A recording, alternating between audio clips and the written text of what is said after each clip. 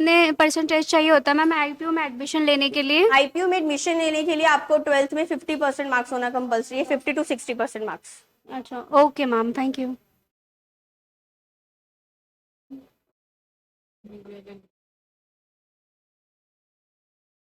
और किसी के डाउट्स हैं तो आप पूछिए। मैम बीबीए एलएलबी के कितने कॉलेजेस है मैम? आईपी यूनिवर्सिटी में बीबीए एलएलबी के आपके 16 कॉलेजेस हैं। Okay thank you ma'am.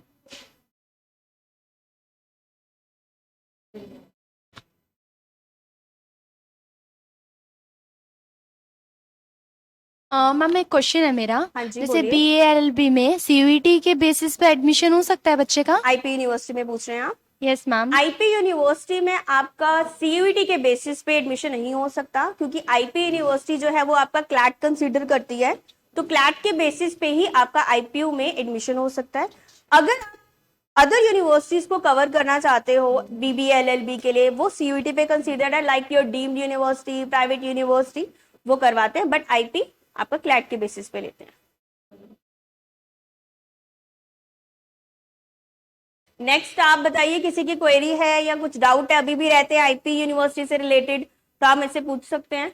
Ma'am actually मेरे पास मैथ्स नहीं है मैम 12th में, बट मेरे को बीसीए करनी है, तो मैम मैं कर सकता हूँ? आपके पास मैथ्स नहीं है 12th में तो नहीं। बिल्कुल कर सकते हैं। आपके पास आईपी होगा या आईटी सब्जेक्ट होगा, मैथ्स अपना आगे सब्जेक्ट, Yes, तो ma'am. आप बिल्कुल कर सकते हैं बीसीए, अगर आपके पास मैथ्स नहीं है तो। मैम आईपी यूनिवर्सिटी का फीस स्ट्रक्चर क्या है मैम? आईपी यूनिवर्सिटी का जो आपका फीस स्ट्रक्चर है वो 1,20,000 अप्रॉक्स है, जो कि हर यूनिवर्सिटी का अपना अलग होता है फीस स्ट्रक्चर। आप भी समझते हैं, जैसे मैंने अप्रॉक्स आपको बता दिया है। आगे हर कोर्सेज के लिए और हर यूनिवर्सिटी के लिए अलग अलग फीस स्ट्रक्चर है। स्टार्टअप आपका 1,20,000 से होता है फीस स्ट्रक्चर। मैम मेरे क्वेश्चन था, मैं बीटेक में सीयूटी के बेस पर एडमिशन ले सकता हूँ? बीटेक आईपीयू को अगर आप कंसीडर कर रहे हो तो आईपी यूनिवर्सिटी आपका जेई मेन पे ही एडमिशन लेती है, सेम एज जैसे इनका क्वेश्चन था कि बीबीए एलएलबी क्या मैं सीयूटी से कर सकती हूँ, तो बीटेक भी आप जेई मेन के ही बेसिस पे लेंगे। बीटेक के आपको पता है कितने कॉलेजेस हैं? नो मैम, प्लीज बताइए। आप बता सकते हो कोई कितने कॉलेजेस हैं बीटेक के? एनीबॉडी नोस कि कितने कॉलेजेस हैं? बीटेक के आपके 16 कॉलेजेस हैं। 16 ठीक है, ऑल तो ओवर आप, इंडिया में? हाँ आप जो हैं जेई मेन से आईपी यूनिवर्सिटी को कंसीडर कर सकते हो, बट सीयूईटी अगर आप कंसीडर करना चाहते हो, सेम एज आप डीम यूनिवर्सिटीज, प्राइवेट यूनिवर्सिटीज, आप वो कंसीडर कर सकते हो सीयूईटी के बेसिस पे।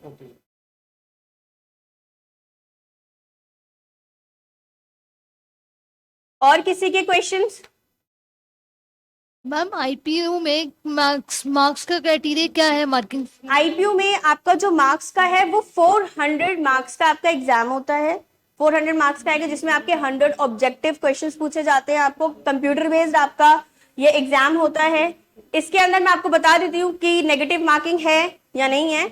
अगर आप हर क्वेश्चन का आपको करेक्ट आंसर का 4 मार्क्स मिलेंगे, और आपका इसमें नेगेटिव मार्किंग भी है, तो आपको सबसे इंपॉर्टेंट यही है कि आप चाहते हो अगर आईपीयू सेट देना, तो आप अगर आपको उस क्वेश्चन का आंसर नहीं आता है तो आप उसे लीव कर दीजिए, क्योंकि जहां आपके 4 आपको करेक्ट आंसर का 4 मिल रहा है, वहीं आपका अगर आपने कोई गलत आंसर दे दिया तो -1 हो जाएगा। इट मीन्स कि आपको 3 मार्क्स मिलेंगे। तो इससे बेटर है कि हम उसे क्विट कर दे और हम आगे जो हमारे जितने हमें क्वेश्चन आते हैं हम उसी को आगे प्रोसेस करें। मैम अगर फॉर्म लेट फिल करते हैं तो मैम उससे कोई इशू वगैरह आता है क्या? बिल्कुल इशू होते हैं। देखो, जैसे आपको पता है कि रजिस्ट्रेशन की आपकी लास्ट डेट 30 अप्रैल है। अगर आप फॉर्म लेट फिल आउट करोगे तो सर्वर भी डाउन हो सकता है। अभी तो आपको दिल्ली में एग्जाम सेंटर मिल जाएगा। अब आपने सीवीटी भी फिल आउट किया होगा, आपने देखा ही होगा कि जगह अगर आपने लेट फॉर्म फिल आउट किया है तो आपका दिल्ली तो एग्जाम सेंटर में आ ही नहीं रहा, दिल्ली एनसीआर आ रहा होगा या आउटर आ रहा होगा। तो सेम एज आईपीयू में भी यही है कि अगर आप लेट एग्जाम अपना फॉर्म फिल आउट करते हो तो दिल्ली एनसीआर से भी बाहर जाओगे। आपको पता है कहाँ जाओगे? चंडीगढ़, कोलकाता, बेंगलोर, क्या वहां जाना चाहते हैं? आप चाहते हैं कि आपका जो एग्जाम सेंटर है वो इतना दूर पड़े? कोई भी नहीं चाहता। हर कोई चाहता है कि दिल्ली में एग्जाम सेंटर हो जाए, या फिर दिल्ली एनसीआर भी, फरीदाबाद हो गया आपका, गुरुग्राम हो गया, ग्रेटर नोएडा हो गया, कि वहां पे हो। तो इससे बेटर है कि हमें लेट नहीं होना है, तो हम पहले ही क्यों ना फॉर्म फिल करके चले। और यहाँ पे कितने स्टूडेंट्स हैं जिन्होंने पहले से फॉर्म फिल आउट कर लिया है? क्या उन्होंने फॉर्म सही फिल आउट किया है? आपने ये भी देखा है कि अगर आपका फर्स्ट स्टेप ही गलत हो जाता है तो आपका सेकंड स्टेप क्या है? एंट्रेंस, जो कि आप कर रहे हो, आपको पता ही नहीं है कि मेरा फॉर्म सही फिल आउट हुआ है या नहीं, वो तो सक्सेसफुली अपलोड हो गया, आपको यही लग रहा है कि मेरा तो फॉर्म बिल्कुल सक्सेसफुली अपलोड हो गया, तो मैं तो बिल्कुल ठीक है, अब मैं एंट्रेंस के ऊपर फोकस करता हूँ। Third one is your admission process, admission, जिसके लिए आप इतनी भागदौड़ कर रहे हो कि हमें अच्छा कॉलेज अलॉट हो जाए। तो उसमें क्या है, अगर आपका फॉर्म में कोई मिस्टेक होती है, जब काउंसलिंग के राउंड्स चलते हैं, काउंसलिंग के राउंड्स में आपका जो फॉर्म है वो रिजेक्ट हो जाता है, वहां पे ये हो जाता है कि this student is not eligible for this course. क्यों नहीं है? क्योंकि कहीं ना कहीं आपने अपने फॉर्म फिलिंग में मिस्टेक की है। क्योंकि अगर आप जो आईपीयू सेट, आप जो कोर्सेज ले रहे हो, अगर आपने उनका क्राइटेरिया ही फॉलो नहीं किया तो आप एडमिशन कहां से ले लोगे? एंट्रेंस भी हो जाएगा आपका स्कोर भी आ जाएगा। तो सबसे इंपॉर्टेंट है कि फर्स्ट स्टेप का होना भी तो जरूरी, ठीक है। अब यहाँ काफी स्टूडेंट्स हैं जो मुझे बता रहे थे कि उन्होंने अभी फॉर्म फिल आउट नहीं किया, तो मैं तो आपसे यही कहूंगी कि आप हमारे सेंटर पे आए हैं तो किसी एक्सपर्टीज के थ्रू ही अपना फॉर्म फिल आउट करवाएं, ताकि आपके फॉर्म में कोई मिस्टेक ना हो। Second is your entrance preparation, जो हम करवाते हैं, आप यहाँ से एंट्रेंस प्रिपरेशन भी कर सकते हैं। Third one is your admission process, जो वो भी हम प्रोवाइड करवाते हैं। तो आप यहाँ तक आ गए हैं तो अब हमारे साथ जुड़ के ही चलेंगे। तो और किसी की क्वेरीज हैं तो आप पूछ सकते हैं। यस मैम, मेरा एक क्वेश्चन है। हाँ जी, बोलिए। मैम ये बताइए मुझे कि जो सीट हमें मिलेगी आईपीयू सीईटी से मिलेगी या फिर सीयूटी से? आपको जो सीट है वो दोनों से मिलेगी, आईपीयू सेट से भी मिलेगी और सीयूटी से भी मिलेगी। लेकिन जो फर्स्ट आईपीयू यूनिवर्सिटी है जो आपकी, वो आईपीयू सेट की फर्स्ट प्रायोरिटी रहेगी, सेकंड प्रायोरिटी आपकी सीयूटी की रहेगी, ठीक है। तो सीयूटी से भी मिलेगी और आईपीयू सेट दोनों से मतलब मिलेगी। फर्स्ट प्रायोरिटी ये कि आईपी से मिलेगी फर्स्ट एंड सेकंड सीयूटी। हाँ जी, मतलब कर वो कंसीडर दोनों मेरा, अब डिपेंड ऑन कि सीयूटी वो कौन से राउंड्स में कंसीडर कर रहा है, एंड आईपीयू सेट तो आपका है ही है।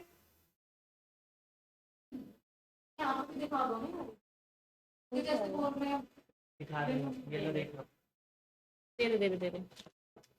पूछो नेक्स्ट।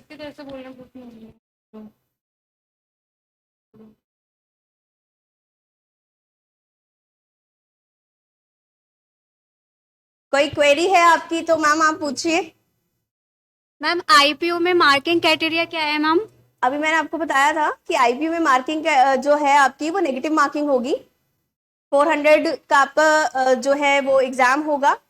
अगर आपका अगर करेक्ट आंसर तो आपको 4 मार्क्स मिलेंगे, नेगेटिव मार्किंग होगी। अगर आपको वो आंसर नहीं आता है तो आप उसे मत दीजिए, वरना आपका जो 4 में से करेक्ट है उसमें -1 होकर 3 मार्क्स मिलेंगे आपकी। इट मींस कि आपकी नेगेटिव मार्किंग रहेगी। ओके तो मैम मेरी ना एक और डाउट है, जैसे कैंसिल चेक के बारे में जो बात हुई थी, तो मैम जैसे कैंसिल चेक, मेरा तो अकाउंट है नहीं, मेरे पेरेंट्स के है, तो वो मैं अपने तो पेरेंट्स कोई इशू नहीं है। अगर आपके पेरेंट्स का है चाहे आपके रिलेटिव्स का है, आप जिसका भी अकाउंट की डिटेल्स देंगी, आपके अमाउंट जो विड्रॉल आप डालेंगे वो अमाउंट उसमें आएगा, आप जिसका भी चेक देंगे। ठीक है मैम, ओके थैंक यू। और किसी की क्वेरीज? मैम अगर हम अपना फॉर्म लेट फिल करते तो हमारा सेंटर दिल्ली में पड़ सकता है, कहीं भारी पड़ेगा? बिल्कुल नहीं।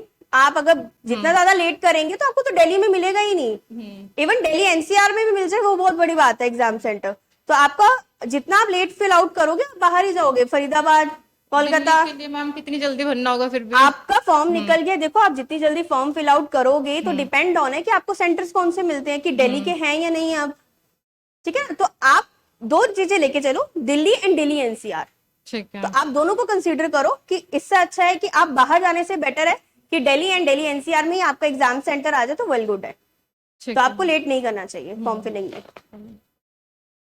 मैम जैसे आईपीयू में हमें एडमिशन लेना है, तो मैम पहले सीयूटी के बेस पे पहले एडमिशन लेगा या फिर आईपीयू के बेस पे पहले? आपको आईपीयू सेट और सीयूटी दोनों के बेसिस पे मिलेगा, लेकिन आईपीयू इस बार आपका आईपीयू सेट ले रहा है तो फर्स्ट प्रायोरिटी वो आईपीयू सेट से लेगा and second priority is your CUT.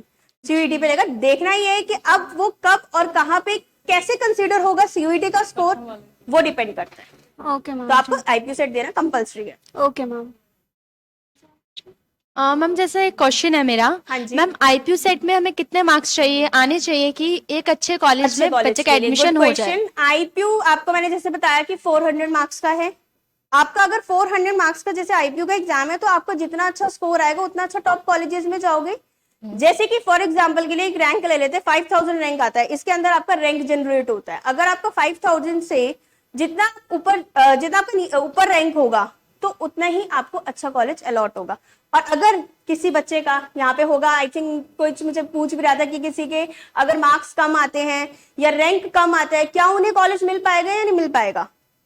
कई स्टूडेंट्स है कि हमारे 14,000 रैंक आया है या 10,000 रैंक आया, क्या मुझे कॉलेज में डेफिनेटली मिलेगा? डिपेंड करता है कि आपका प्रोसेस, कि आप वो कैसे कर रहे हो।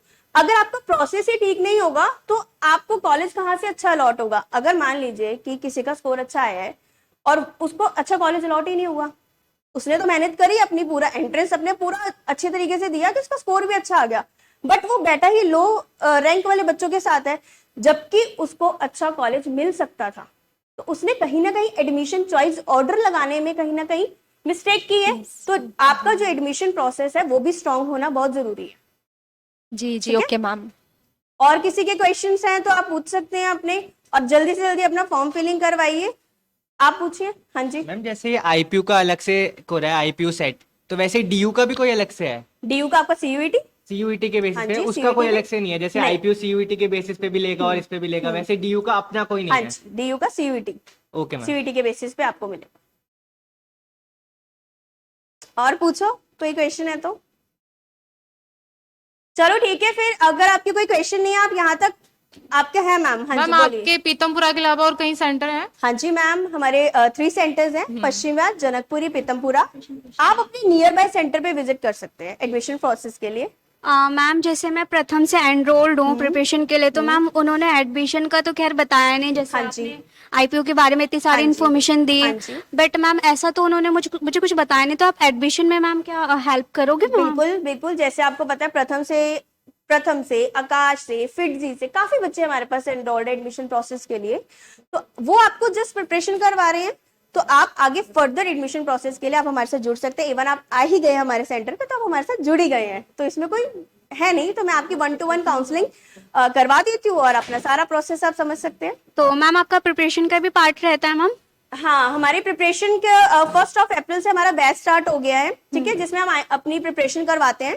तो आप हमारे सेंटर पे विजिट कर सकते हैं, एंट्रेंस प्रिपरेशन के लिए भी, एडमिशन प्रोसेस के लिए भी, फॉर्म फिलिंग के लिए भी, आप सभी चीजों के लिए हमारे सेंटर पे विजिट कर सकते हैं। Okay ma'am, thank you. तो मैम क्या आपका नंबर मिल सकता है मैम? बिल्कुल मिल सकता है। अभी आपको जो मैं आपका नंबर आपको शेयर कर दूंगी, तो आप मेरे नंबर पे कॉल कर सकते हैं, अपॉइंटमेंट बुक कर सकते हैं, आप हमारे सेंटर पे विजिट कर सकते हैं। Okay ma'am, thank you. Thank you so much. Thank you.